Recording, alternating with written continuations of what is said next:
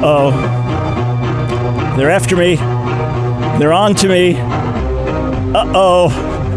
Yeah, that's the actual music on the Human Rights Campaign's Exporting Hate video, where I made it on their list. Human Rights Campaign, the world's largest gay activist organization, and I made it on their list because I went to Peru last year at the invitation of government leaders, senators, university chancellors, and was asked to speak about same-sex, quote, marriage and the normalizing of homosexuality. And my comments, which were recorded, which were shared on national TV across the country live, I made very plain, I'm not here to incite hatred towards anyone. I'm not here to demonize anyone. We're not calling for laws to be passed against anyone. Some of your best friends, co-workers, family members may identify as gay or lesbian. I simply want to let you know from America what happens when you normalize homosexuality, what happens when you redefine marriage.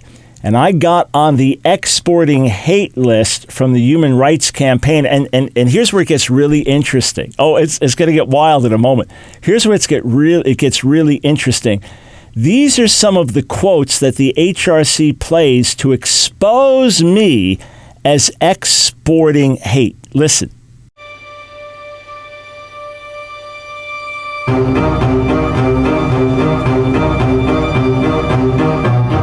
For a man to lie with a man is contrary to what God intended. The unspoken mantra of gay activists for many years has been, you will be delegitimized if you do not embrace, accept, and celebrate homosexuality. If I say Jesus didn't condemn homosexuality, do I therefore justify pedophilia because Jesus didn't condemn pedophilia? I have an issue with two men marrying or two women marrying. Can't someone understand that the world's best mommy is not a good daddy?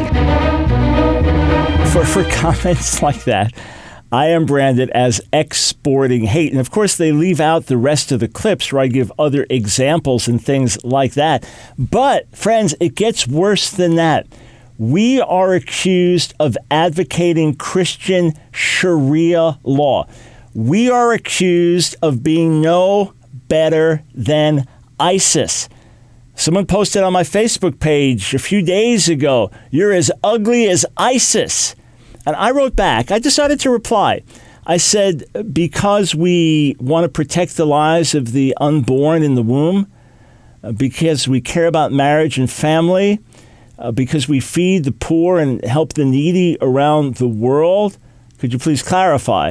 Of course, person did not write back. Someone posted on my YouTube channel that Kim Davis, the Rowan County, Kentucky clerk, who could not in good conscience issue marriage certificates for two men or two women if it was under her authority and under her name, and went to jail for that she represented the worst brand of Islamic extremism, that this is Sharia law, that she was just like ISIS. People actually believe this. Oh, the fact that people say it, Jesus said it would be lied about. And so, I mean, fine. It's a badge of honor to me to be lied about for the truth of the gospel or be lied about for standing for righteousness. It's just a little wild when you realize people actually believe this. Okay, so this is the Edge show on MSNBC, and this is Michael Dyson speaking. He's a respected African-American academic. Listen to what he has to say. Dr. Peterson, what about this? The reality is that there's a lot of antsiness out here now because of ISIS and what people see on TV. And yet, at the same time, this is a religion that is ancient, that is honorable, that is venerable. Why is it that we get confused between the two? We don't do it with Christianity because there's a lot of terrorism going on and being promoted in the identity movement and white supremacist groups within Christianity itself. It's true. I think, well, one, it's harder to be critical of ourselves and of the religion that's most predominantly practiced here in the U.S., which is Christianity. But you're right. If you're talking about oppressing women, if you're talking about being homophobic, we can look right home. We don't have to look across the seas in order to see that. So we are now being compared with Boko Haram and ISIS. Literally being compared to Boko Haram and ISIS. First, let's set the record straight with regard to Islam. Muhammad was first a spiritual leader, then a political leader, then a military leader. Muhammad was responsible for beheading 600 to 800 Jewish captives who had surrendered, who were under his power. This is part of where the Islamic tradition of beheading enemies comes from. And there are many verses in the Quran that can be used by radical religionists to support all of these violent acts. Muhammad beheaded people. Jesus laid down his life and was crucified and taught us to bless those who curse us and to pray for those who despitefully use us, and said, put your sword in your sheath. Those who live by the sword will die by the sword. He said, put down the sword, take up your cross. That's what we do as his followers. Boko Haram is kidnapping Christian school girls and burning alive Christian school boys. Christian missionaries are educating Muslims and Hindus and others and teaching them to read and write and giving them practical skills. And white supremacists and identity movement have almost nothing to do with Christianity. You may have a fringe group that may have some reference to the Bible here and there, but there's no holistic following the scriptures in their midst. And where Christianity goes, women are liberated. Women are raised up to prominence. And here in America, can gays marry if they want to, according to the law? Yeah, I don't recognize it as marriage, but they can. Are there CEOs of major companies like Tim Cook, Apple, who are openly gay? Yes. Are there beloved TV stars like Ellen DeGeneres? Yes. Are there congressional leaders like Barney Frank who are openly gay? Yes.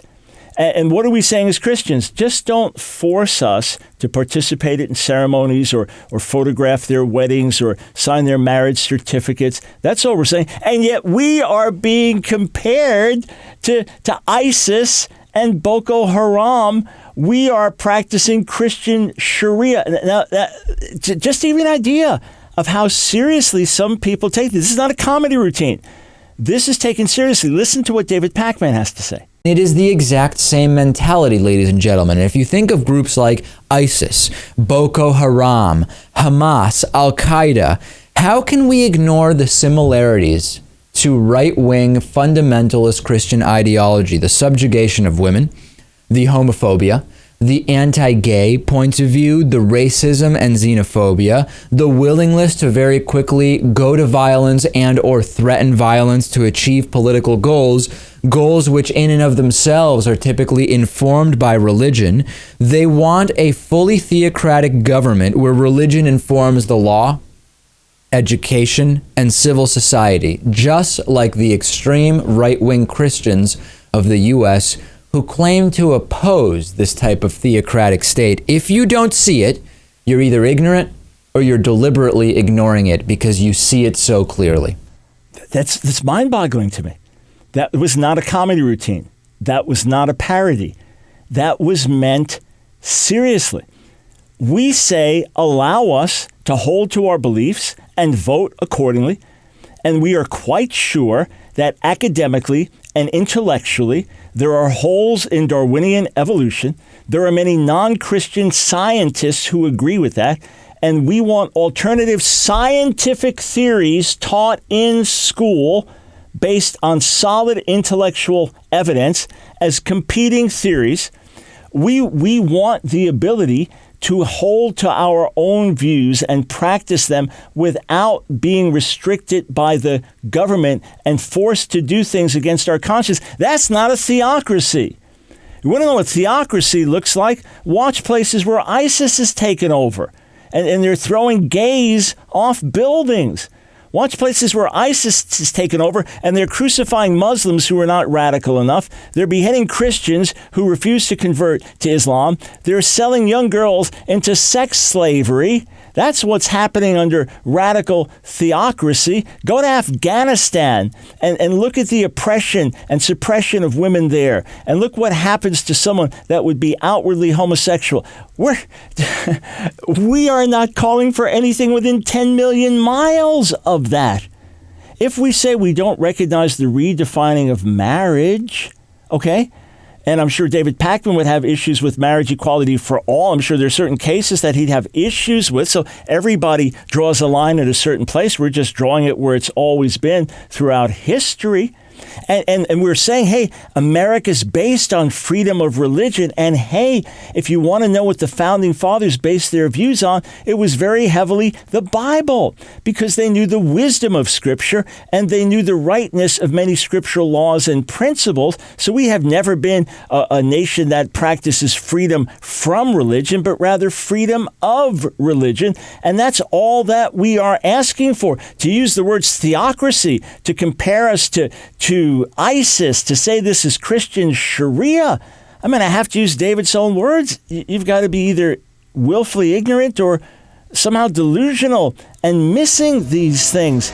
We've been in power in terms of influence, tens and tens of millions of us in America. And if we wanted to have a theocracy and take over and start burning people at the stake, we could have done it a long time ago. Let's get back to truth and reality, please.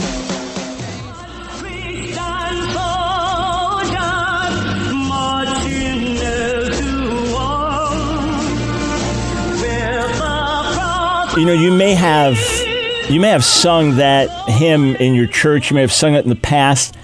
Did you ever sing it thinking, okay, we're going to take up weapons now and start to go out and shoot the unbelievers? Okay, after we sing that song, we now put the hymnals down and we hand out rifles and submachine guns to everyone and tell them, kill the infidels? Did that ever occur to anybody? I mean, maybe some wacko out there somewhere with wacky ideas. Well, we sang the song about spiritual war. We sang the song recognizing that we're in a spiritual battle. It's clear. We do war in prayer. We use the sword of the Spirit. Some years ago, I was flying into Canada, and I ended up on a plane with virtually all hunters. There were about 5 ladies and probably 150 men on the plane. Almost everybody was going into Canada to hunt, and it took forever to clear customs. Everyone had to get their weapons and then clear customs and declare what they had. And I was just a little tired out, waiting like 2-3 hours just to get baggage and go through customs. And finally came to me. They said, "Sir, do you have a weapon?" I said, "The sword of the Spirit, the Word of God." I said, "I'm here to preach." No, we're not talking about physical weapons and soldiers going out to war against our enemies here in America or against the homosexuals, against the Muslims, against the atheists. No, one of the reasons that we have so many freedoms in America is because of our Christian foundations. That's what George Washington assured Jews early on, that they were more than welcome here. Oh, yeah, there have been some aberrant periods in early American history, like Salem witch trials and things like that, but we look back at those as utterly aberrant, and it's ultimately because of our Christian traditions that those things have not continued through the ages. Let's get the facts straight. There is no connection whatsoever between Christians saying we have values and beliefs and we'd like to have our influence in society like every other group, and in a democratic process put forward our ideas.